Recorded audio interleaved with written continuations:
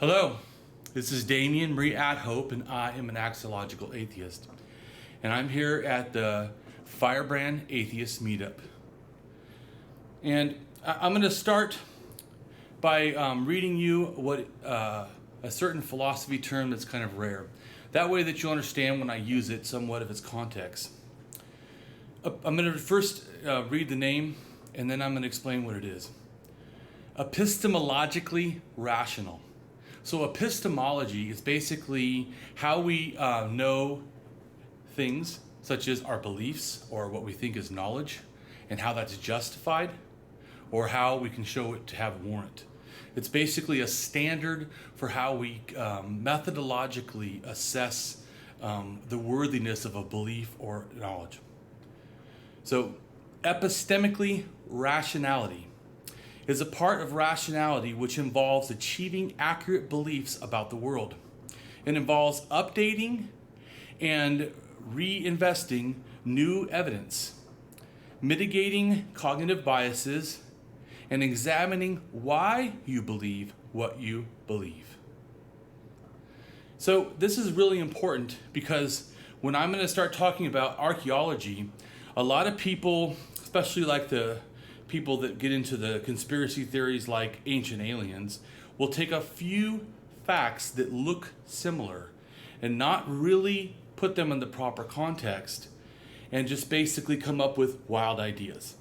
And this is what I'm trying to say is not being epistemically rational. When we're epistemically rational, we try to, as much as possible, hinder that desire to be extravagant in what we believe we understand. It tries to be humble and assess actually what's going on. Also, before I start, I just want to give a recap of what is basically my opinion about religion. One can relatively say that religion evolved from slightly intrusive sets of ideas and rituals up until about 15,000 years ago, then evolving into the crushing parasites that we see today. So, welcome to the evolution of religion.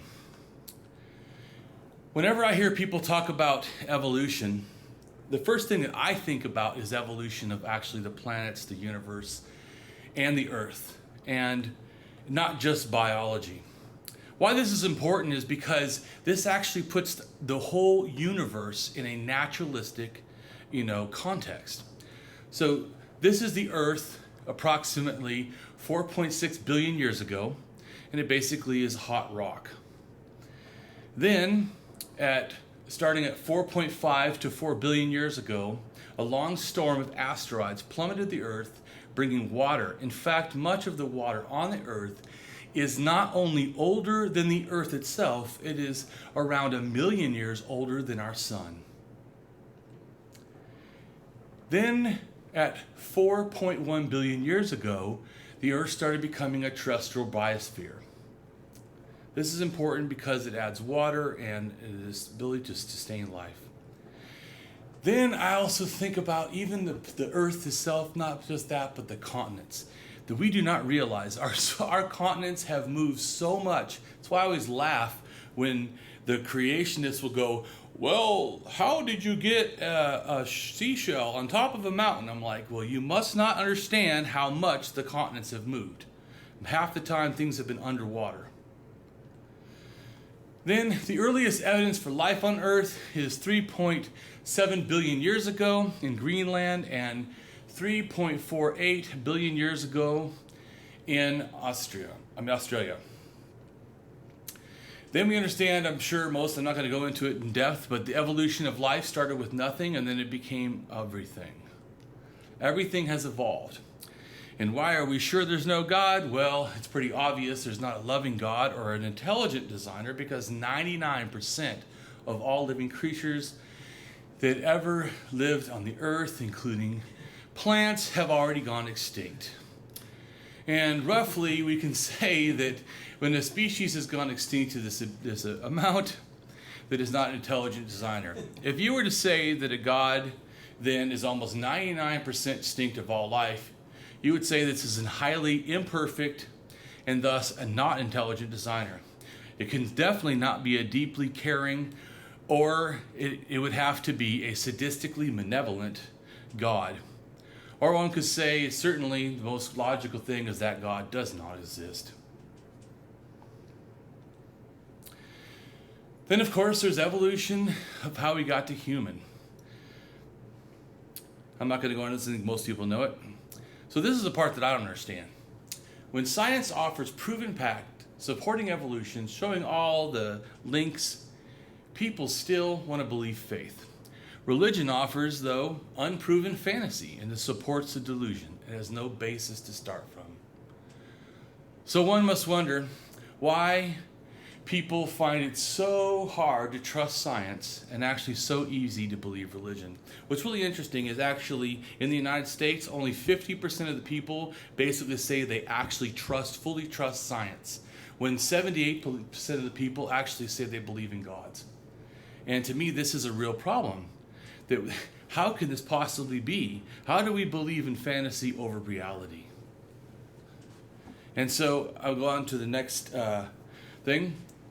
So people always go, well, but we don't really know that evolution was true. Well, actually, that's not true. The evidence shows that our connection to chimpanzees is absolute. Herpes virus infected humans before we were humans. It originated in chimpanzees. Hello. And it jumped into humans 1.6 million years ago. Then we start to get to humans and what they're doing. 1.5 million years ago, 2 sites in Kenya show evidence of control of fire. But there's no evidence of cooking, but they may have. And see, now this is where, to me, we need to be epistemically honest. We only know that there's ashes, there's bones, there's evidence that cooking was happening. The evidence of fire. We only have evidence of the fire, but not cooking. So we need to be careful, but that also doesn't mean that it didn't cook food. The lack of finding at a campsite does not mean it didn't happen, but it also doesn't mean that we should jump and say it did. Now, the fact that there's so few sites at that time, we also need to be careful that it wasn't just lightning, that they just basically resourced and somehow used. But it still would show, even then, that there is some sort of thinking going on. And this thinking is really important because this thinking actually becomes a problem. So this is where I say the evolution of superstition into religion, because superstition came first. So I'm going to explain how I break it down. Primal early superstition is 1 million years ago. Proto-superstition is 600,000 years ago. Progressed superstition is 300,000 years ago. Primal early religion is 100,000 years ago. Proto-religion is 75,000 years ago. Progressed religion is 50,000 years ago. Primal early organized religion is 13,000 years ago. And proto-organized religion is 10,000 years ago. Progressed organized religion is 7,000 years ago. And that thing at 7,000 years ago, pretty much after that, and especially at 5,000, the religion is almost what it is today, in a sense. It's gotten more, but at around 5,000 years, the state and the religion become one. And when that happens, the culture has to be religious. From that point on, it's almost, the world happens like that. And that's why I have it here that we evolved, and all of a sudden we believed nonsense, and it actually made us sick. And then we started walking around like zombies. So this is, I'm going to go through it now. So primal superstition, 1 million years ago, we have the controlled use of fire, including cooking. They have improved stone tool manufacturing, proto-speech, all of which demonstrate thinking as well as cultural advantages, which would have aided the development and distribution of primal superstitions, which leads down to the path of religion. Now, some may wonder, how do we know that they had some sort of a thing? Well, the fact that we know there's some sort of a superstition of how they're doing stuff is the fact that how they're chipping the tools becomes more uniform. To begin with, they had rocks they would just chip. Once it got sharp, they used it. Then they actually started doing both sides. Well, and they actually started doing it geometrically. There's no one going to be grading you. No one's going to be selling this in a store and doing quality. You're just using it for actual use. So the fact that you do it is impressive. The fact that it is then passed down through generations, the same exact style, there has to be a way of communication, and that's where you start to get a superstitious way that they start doing things. Their behavior becomes that way. But it was beneficial. Superstition was beneficial. It was beneficial to transmit ideas and to safeguard oneself. 600,000 years ago, fire can be said to be reasonably widely used, possibly being sacredized. But then we don't know at what point it was attached to sacredness itself. At what point hominid history did these sacred rituals fully appear, in other words, worshiping fire?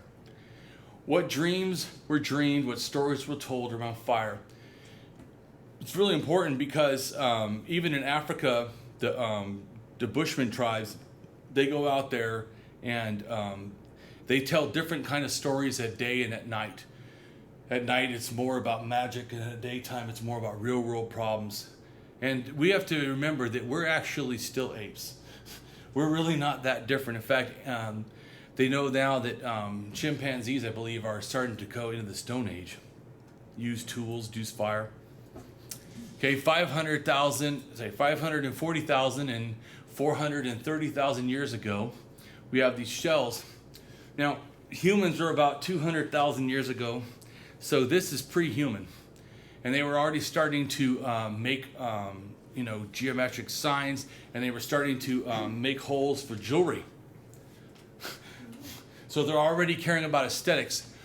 We need to be careful, though, that it didn't just happen by accident. They found a few things, but they did do tests, which is important. And actually, those scratches were not made by a stone; they were made by shark's tooth. Same with the holes; were made by shark's tooth found in the area.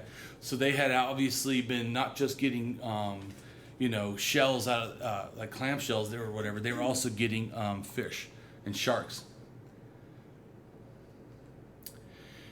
500,000 years ago in England is a rhinoceros with projectile wound caused from a javelin or a spear.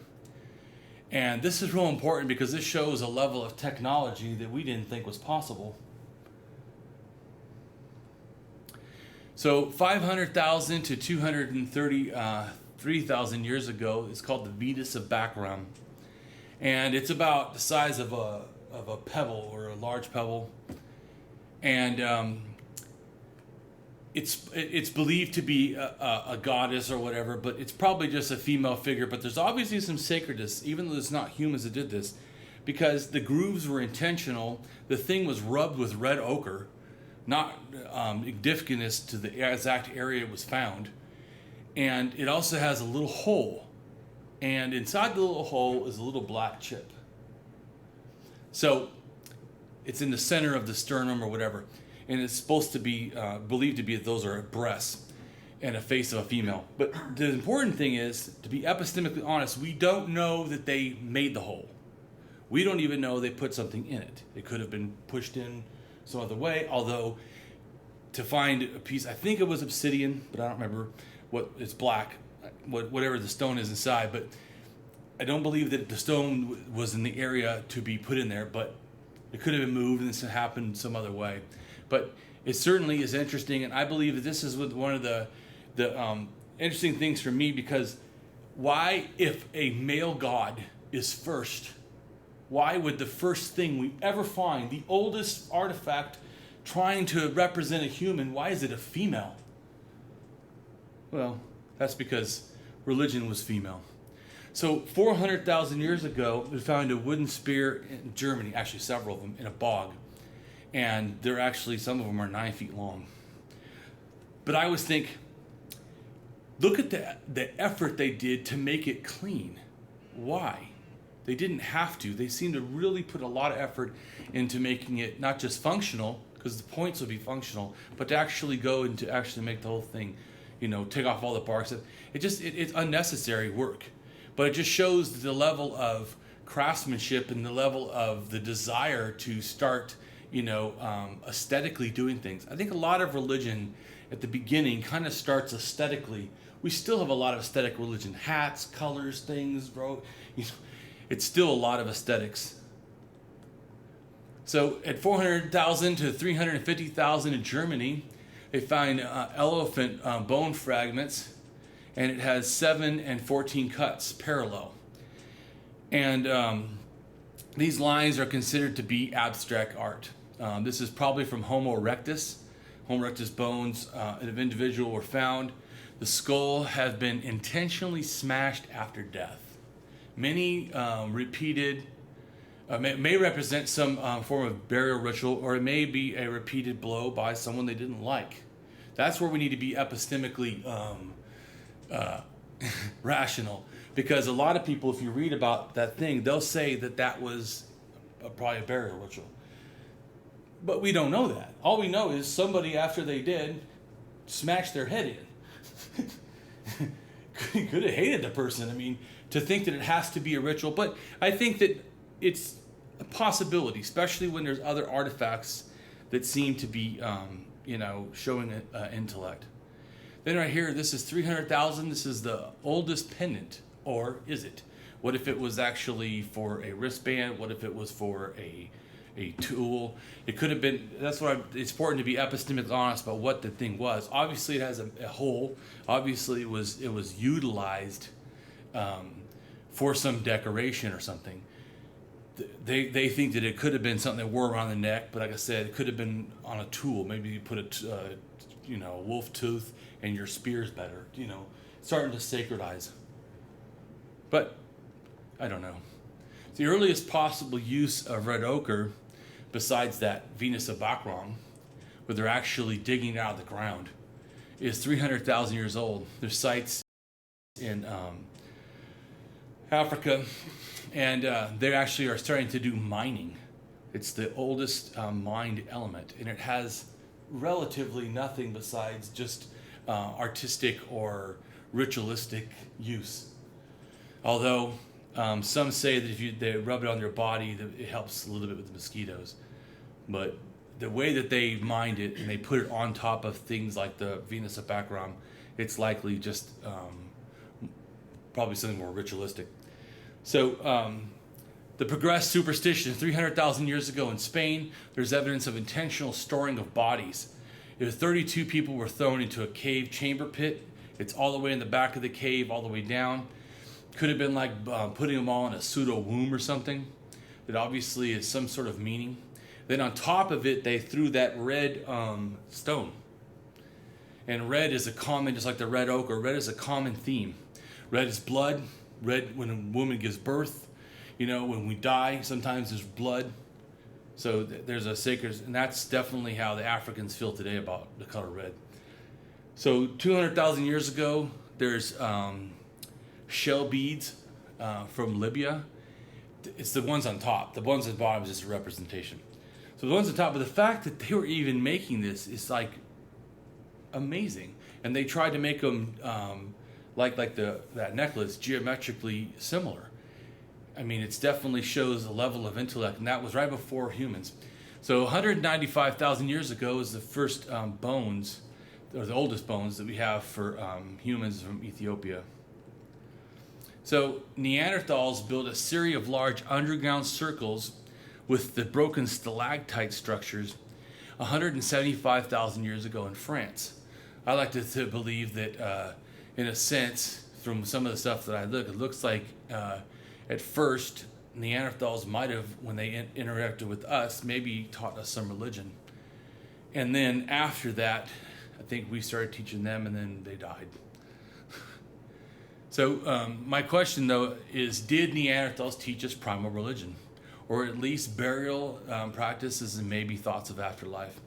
143,000 years ago to 120,000 years ago, cave in Israel found Neanderthal-type burials with artistic type, but with a human female. And also there is evidence of burials of skulls in Shoal Cave in Israel at 130,000 to 100,000 years ago, which may be a Neanderthal human hybrid buried. And then throughout the early modern humans, started engaging in a burial about 100,000 years ago, also in Israel. So one should wonder, did Neanderthals teach the humans religions at 120 to 100,000 years ago? This thinking that Neanderthals may have offered primal religion ideas could have its support with how actually Neanderthals started burying at 250,000 years ago and were using red ochre. And at 230,000 years ago show evidence of Neanderthals buried with grave goods, possibly showing a further evidence of afterlife belief. So primal religion, yay, humans. 100,000 years ago in Israel, modern humans, there's 71 pieces of red ochre. Also, ochre-stained tools were found with the bones for ritual use. Then some crystal stones. These tools were found by Neanderthals, and they, at they're 75,000 years old. They don't actually have very useful as a tool because they can't keep a really sharp edge, and they're harder to make. And these ones were found and were tested, and they had never been used. So they could have been actually just ritual tools. Then at 75,000 to 70,000 years ago in South Africa, we have, yay, the first evidence of worship of a stone snake. Once again, if it's a male god, why is the first thing worshipped a stone snake? Progress religion, 50,000 years ago, it marks an absolute transition from early prehistory. There's evidence of burial grave goods. There's appearance of anthropomorphic images found in caves, also possibly seen as pseudo wombs or going into the belly of the earth. The paintings may suggest that humans had begun to develop this belief in supernatural things, possibly supernatural beings. Likewise, this is the times when human evolved the traits that associated with what we call human behavior, modern human behavior. Much of the evidence comes from late Stone Age sites in Africa. Modern humans' behavior includes the ability to do such things as modern language, abstract thought, symbolism, and, of course, religion. Likewise, most of these behaviors that are found in societies throughout the world, religion is some form must have been preset in these ancestral human population before they distributed from Africa. We know that that is true to some extent because 50,000 to 40,000 years ago in Australia, we find evidence of burial sites using red ochre sprinkled on the bodies. Use of red ochre and burial evidence in ancient Australians could have been brought along with them as part of their religious or spiritual ritual or burial beliefs when they exited Africa. 42 to 35,000 years ago, this is considered the oldest confirmed goddess or Venus figure. I think it looks more like a rotisserie chicken. Yeah. But I mean, it's actually a pendant of some kind, because it actually, that little thing that's a head is actually not a head, it's a little loop to hold around a thing. It's also very small. It's like, I don't know, 3 inches or something, 2 inches. Then right there, they also found flutes. These are probably, what's interesting is one flute, or I think maybe a couple. I think they found 5 or 7, I remember. And, but there's 2 different kinds of bird wings is what it is. And one of them was made out of vulture wings, and one was made out of stork wings, or whatever. Yeah. I'm trying to think of the name, but. And that's like, to me, it's funny because it's like the life and the death or whatever. It's funny, they're already, and if, maybe if nothing else, then white and black. Maybe they're already seeing the colors like day and night. I don't know. Once again, good to be epistemically honest and just say I don't know, but it is interesting. And it definitely shows deep symbolism. 40,000 years ago, they have the lion-headed figure of Germany, and it also could be a bear.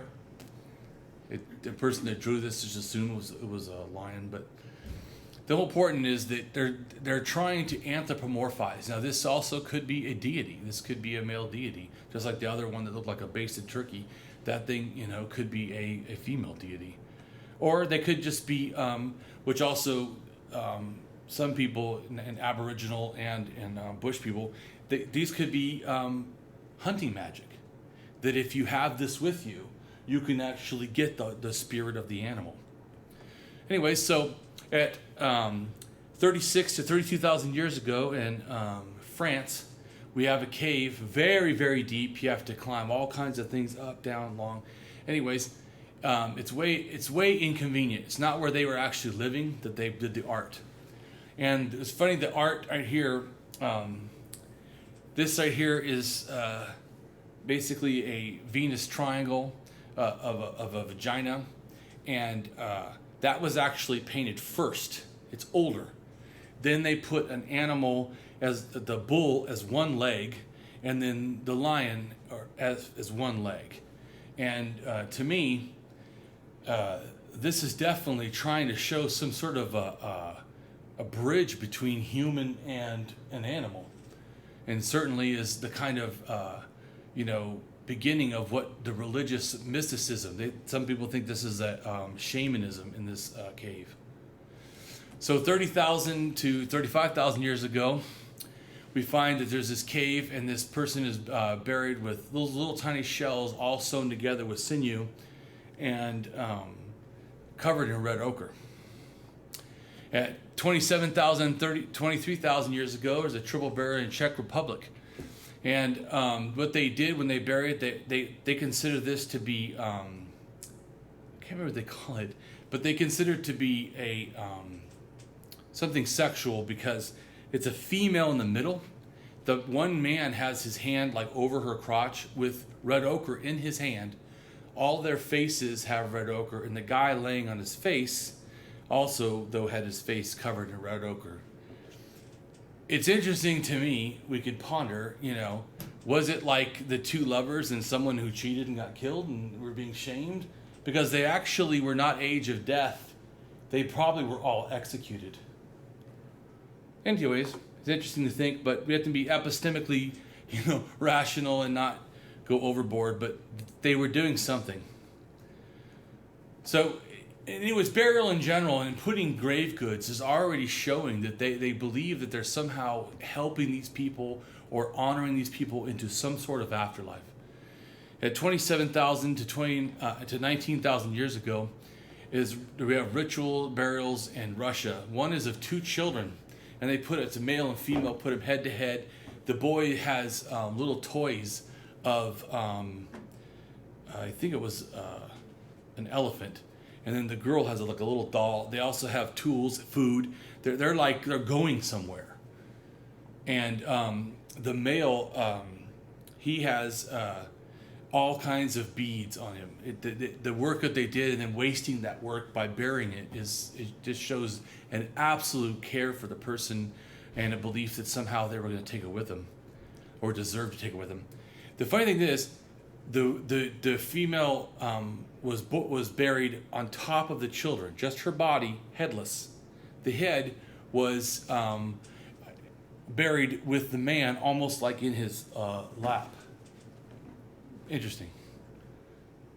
Certainly something going close to religion. So 26 stone symbols have been identified in French sites from 25,000 to 13,000 years ago. And they were seen again and again, actually, all over the world. Very similar sites with very similar markings. And this just gives the thing. We have this opinion that language started about 5,000 years ago as far as writing, but that may not be totally accurate. And the reason why it's important for writing, because with writing allows you to spread religious ideas or beliefs of any kind, culture, a lot easier. So at 20,000 to 14,000 years ago in France, we have this ibex carved baton. And the important thing is, this isn't functional. When you dig a hole in the biggest part of what you want to hit something with, you make it weaker. So, and it wasn't, it doesn't appear to have been used or cracked or anything. It was probably completely ritualistic. Then there's a very interesting thing, that the similarity in shamanism. And once again, being epistemically honest, I'm not saying I know this, I'm just presenting this very interesting thing that I in my studies that I saw. So in France, at 14,000 years ago, they have that one on top, and it looks like it has horns, and it's actually supposed to be in between. It looks like a human and an antelope. Then at 9,000 to 5,000, 8,500, that's a female with that headdress on. And then in India, at 4,600 to 3,900 years ago, there's the guy sitting there with all his animals with his horns. And then in Europe, then we have that's a bull with that same kind of person sitting with the horns on his head.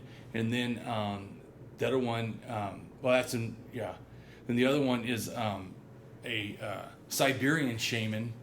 It was a drawing that someone made of an actual, what the shaman looked like. And so you can see there's some kind of similarity. So at 13,000 years ago in Turkey, there's the representation of a human. It's 6 feet tall, and it has black eyes. And I used to think that what he had was a belt, and I think that it's actually his genitals.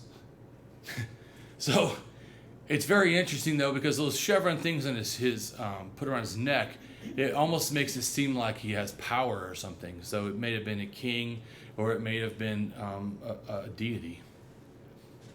So the first human-made temple, yay, for primal organized religion is Göbekli Tepe in Turkey. And this also has symbolism that involves animals. Lots of them are all decorated, on all the stones are decorated. And but it's funny that 60% of all the decorations of animals are snakes. There also is, it looks like a male, there's something that looks like a female giving birth, or that she is holding a baby. So the oldest shaman is a female. All the shamans in the old times were females. So at 12,000 years old, a sacred burial of what may be a female shaman. And she was buried with, as you see, a human foot severed. Hope the person didn't actually still live. Then there's two foxes on her. There's a wing. Those all are tortoise shells. But anyways, how she was placed, it also looks like a womb, or like an egg, like the yolk. So this is what I would say is the first confirmed goddess, or even deity of any kind, is female. And it is also possibly connects to Cybele, and that's known in Turkey as the Great Mother, or the Mountain Mother. And she's seated on a throne. That was probably made 10,000 years ago. Then the one in the other corner, the right-hand top corner, that's from Greece, because all the myths from Turkey basically went to Crete and then to Greece. And then below that is Rome. So Rome took the mixed neth, and then the other one is in the middle with the lions. That one they're all the same deity sitting on a chair. And that one is from Spain. It shows a real continuity of these deities. So there also was a thing called the skull cult. And they call it that because people would basically keep the skulls. And sometimes at 10,000, this is 10,000 years ago in Syria, they would take the things and then put plaster, like they're remaking them back to being alive. And they also did a lot of stuff in the Levant, which is Israel, Lebanon, Syria, Turkey. And anyways, what they would do there a lot is actually bury the bodies under their bed. And then it looks like they would take them out and then put them back. So it's definitely some sort of ritual and religion. But this for sure is the first religious city. 9,500 years ago to 7,000 700 years ago. His first religious city, it's Catalhook in Turkey. This is actually a religious room that they found. And this, obviously Christianity did not have the first Trinity. We see 3 bulls in a row. And what's right above that is a female bear. And to me, this is symbolism of either giving birth. It's hard to tell in the picture, but her legs are bent up and her hands are bent up. Anyways, so there's certainly some sort of a goddess and bull or something worship going on at this area. Goddesses are very common, especially after that point, 10,000 years and under. At 8,000 years, here's a figure. It's a goddess figure. Then right here, here's the basically it appears epistemically honest. I'm assuming those are females. The ones in the middle, those 4 in the middle with their hair flowing, but don't know. But anyways, it's believed to be females and scorpions 7,000 years ago, in Iraq. Then the evolution of progressed organized religion. 75,000 years ago, Turkey, Anatolia, cultural revolution was found with animal husbandry, and herding became more important, economic component. They started spreading out.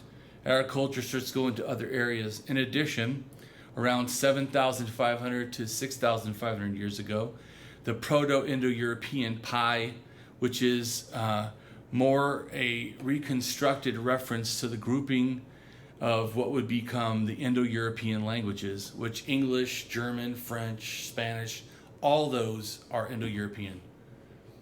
This is real important because a lot of the Indo-European religions have a deep similarity. And that is because they actually stem from a original source in Turkey. So 7,200 years ago to 6,800 years ago, this is in Greece. They found hundreds of ceramic models of animals and human figures, possibly deities, the way they were formed. The animal figures are generally crude, modeled in a haphazard way, where the human figures are sometimes very shamanistic and very eloquent. The arms and the reducing stumps, they're decorated. Some can be seen as sexless, where others are more naturalistic and represent a wide-hipped female. Either these are going on, but they're not focusing, though, on male, because there's only rarely figurines that are male. They also found stuff like decorated things in size with prints and motifs on clothes, jewelry, tattoos, body painting, masks. They really had a lot of stuff. So 7,000 years ago in Africa, everybody at 7,000 years ago is basically still, religion is mainly somewhat female-centric. So in African, these are what would epistemically, I would guess that these are females. They look like they have dresses. But these are painted and they're believed to be shamanistic in the Sahara Desert. This is on top. I'm showing to me what seems like a connected reference. So it's 7,000 years ago, they find nude ivory figures, okay, and carved in basically the same way, but put in male-female graves, both in Egypt. Everybody gets a female. Okay, well, one of the oldest goddesses is Goddess Nut, who is represented right there as a naked female. One of the things that Goddess Nut does is helps you into the afterlife. So I think that it's an interesting thing that there's because you have to understand most Egyptian things have their clothes on. So at 5,600 years ago, the tomb with a male burial first appears in probably the first god and other artifacts along with the first mummy, and it predates the first pharaoh dynasties. But we see that male-centric started to come in right before the pharaohs. This is where we have what I consider after 5,000 years ago. This is 5,150 years ago, actually, for this dynasty. But the first dynasty of the pharaohs. But the Egyptians' religion was created social hierarchy and mixed government, religion, culture as one humongous like megalith. And it put the king on top, the pharaoh, and then it put the chiefs, administrators, the priests, once again religion way up at the top, then soldiers, of course, to protect the religion and the king, and the scribes to write about them, and then the merchants to supply them, and then the craftsmen to make the. Anyways, you get down to the slaves. What's really funny is this is right before the Sumerian Mesopotamian. If you look at that's almost the same thing. These cultures are certainly somewhat taking ideas, especially since this is 150 years later. So, and it's not unthinkable that they had some influence, Egypt and Mesopotamia. So Mesopotamia's social hierarchy and religion did the same exact thing, mixed religion, government, culture, all's one thing. So this to me is also how a lot of religions itself model themselves. They put the one thing on top, the leader and all the deacons and all this stuff. It's almost the same. The slaves would be, the people coming in and just watching. What's really important to understand is even though that these religions started taking over culture and everything, still the Sumerian Akkadian gods, the oldest god in the Sumerian mythology, one of them, basically was Namu. And Namu was a female goddess that did not have a mate, and she was self-created, or as the Christians would say, she always was. And so, but it's funny because it's a female. Once again, 5,000 years ago, we still have female gods starting everything. How is the Bible true? How is, these Abrahamic religions? So then there's a red line from Namu to Anu. Now I don't pronounce all these names right, probably, and that's because later they married her. They said, "Oh no, maybe she was married." Later myths they started changing. And that's also why you get more gods. They start because then they have children, and then they do stuff, and then they have them marrying off to different people. But religion is about as valuable to me as attending a class where almost there is no facts offered, and worse, they joyfully give you lies. These lies are so special that everyone else gets to reinterpret them as you wish, and when changed to several different forms, they are all still seen as true. But of course, then it changed again because religion does nothing but evolve.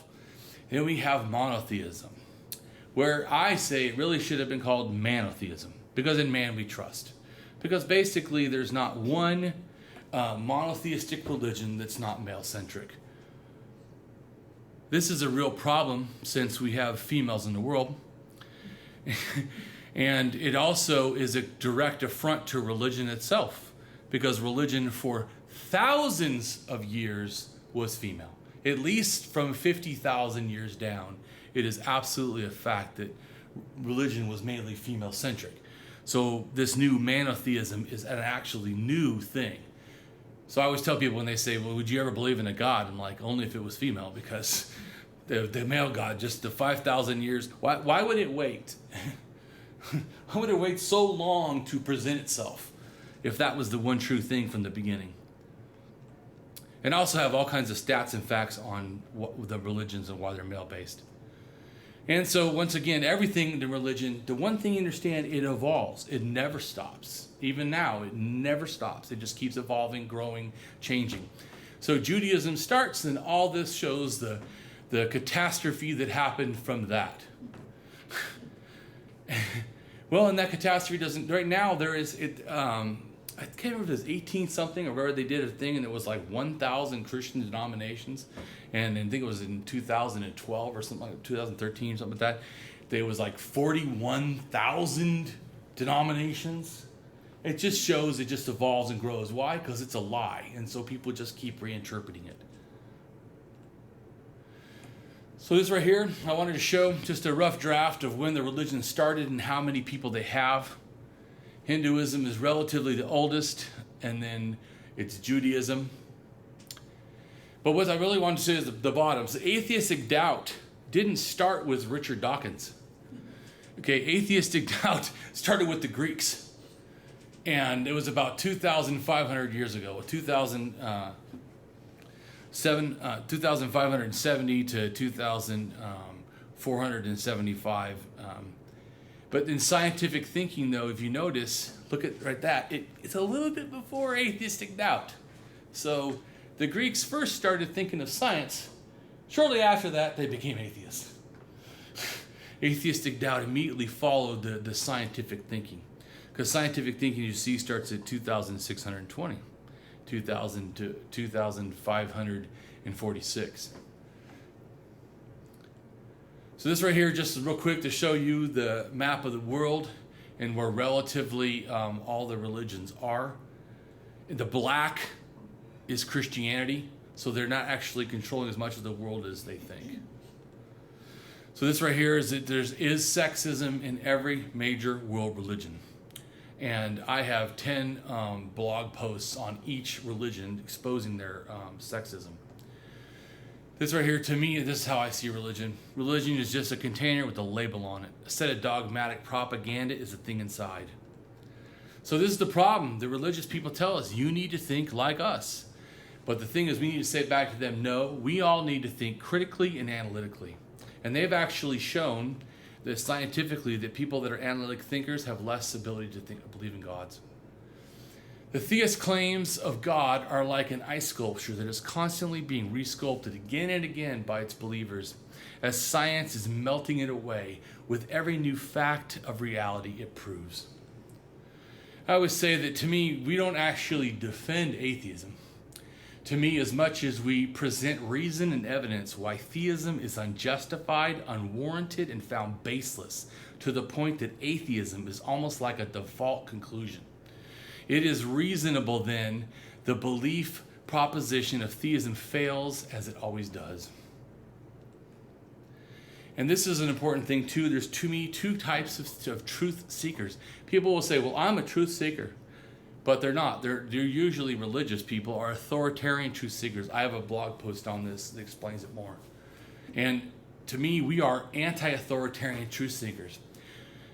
Say authoritarian truth seekers, to me, use authoritarian personality to understand, analyze, confirm truth, and limit what is thought to be true. Anti-authoritarian truth seekers, to me, use an anti-authoritarian personality to understand, analyze, confirm truth. And to me, anti-authoritarian truth seekers are the only real, true truth seekers. People say that religion and science are both faith. No, they are not. In fact, they're not even the same epistemologies. Epistemology is how you confirm or you know things.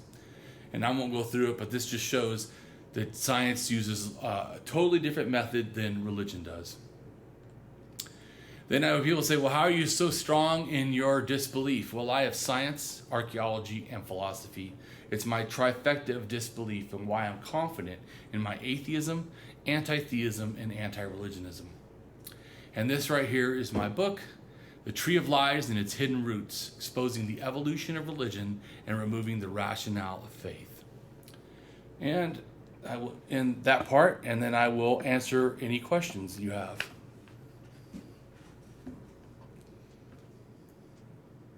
No questions? Most of them that I had were answered later on. Oh, okay. Yeah. Well, just tell us what you were, when it went along, what was it? Well, early on, like you said, religion was female. Then you kind of described down the line the history of female goddesses being represented in sculptures and whatnot. Yeah, and there's actually books written on that. In particular, there's one called "When God Was a Woman," and there's another one I can't remember what it's called now, but I can't remember. But yeah, it's to me it's the most acknowledged fact of religion is that all religions started female based, or certainly female centric. But this is another thing too.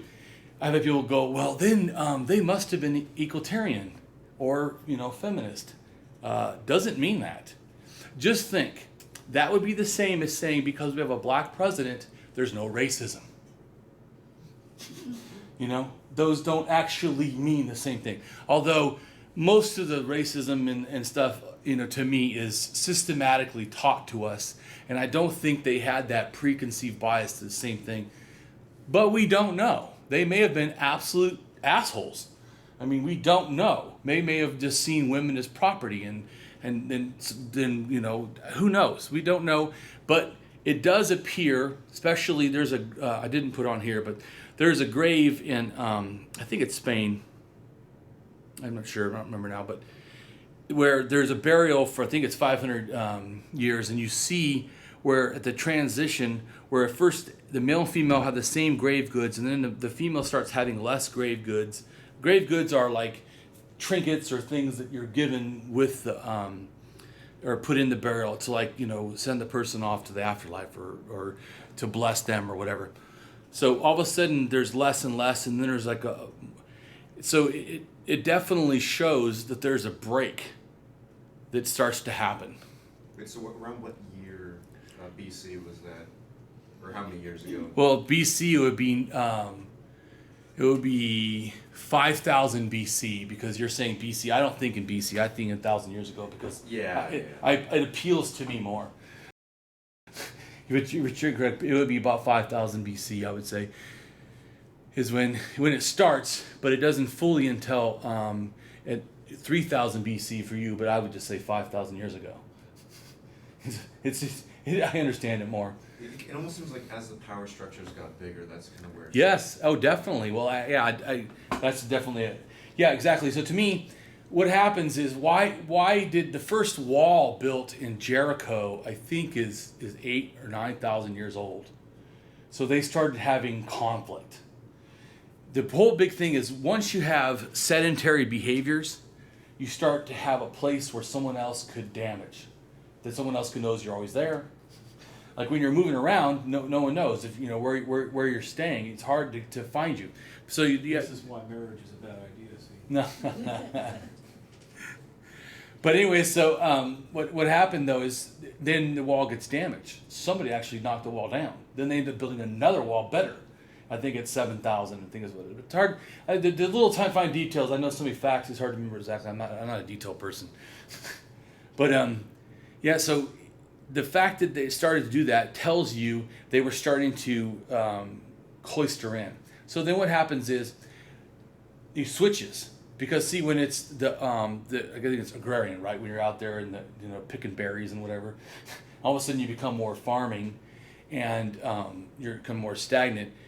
You have to have someone who now it changes, because now you need men to protect like the walls, to fight. So now you get like this warrior cult almost, where you start worshiping men because they're the ones protecting. If it wasn't for men, oh man, we would all die. And so then you start, the men are unruly, so we need a king. So the king runs all these other guys, and Sounds like a script written by Donald Trump or something. yeah. Well, then you realize really quickly. I don't think that religion was meant for this, but I think religion started out of fear and just trying to understand the world and trying to control it. Then I think when like you said, when it gets to the actual state religions at 5,000 years ago, I think that what they did was realize that religion then is a tool to keep these people from doing things. And in fact, they've even done studies where they had kids and they had an empty chair to check how much we will behave if we think someone is watching. And they said Princess Alice is in the chair and she's invisible, and I'm worried because she's really strict. And I'm going to leave the room, but she's watching you, so don't do anything. Oh, the kids stayed really, because they were worried about Princess Alice to do it. So it just shows how easily, we get this work, because we like to, we're creative, we're artistic, we like to think way beyond and our imaginations, and then we have this heightened emotions as humans, and so we emotionalize everything. We feel scared because it's dark, even though there's nothing in there. We know there's nothing in there. It's our own house, and we can feel scared because we're prone to these behaviors. And to me, religion becomes a comfort zone to try to mitigate these behaviors. And then, the state just basically takes control of it and goes, oh, if it can make me feel not afraid here, maybe I can make a whole bunch of people do what I want. It might not even be religion, but even more simple than that, just superstition in general. Well, it all started as superstition, absolutely. And all religion still has superstition. They have to be superstitious by nature. Because they'll say, oh, that must be Jesus. Well, that's a superstitious thought. Because nothing in the Bible would support that, looking at bread and finding God. So it's who we are. Superstitions used to be something that kept us safe. It's better to be worried about what's there than to be not worried and have everything come and attack you. You're out in the wilderness hunting and you have no fear at all. You're eating. Those people don't last long. As people understand about evolution, it's not that it's like evolution has a mind and like is making this happen. No, what happens is all the ones that don't do a certain thing die off, go extinct. So I think it's definitely pretty interesting. And if you have any desires to any more information on any of the topics I said, I have blog posts on most of them.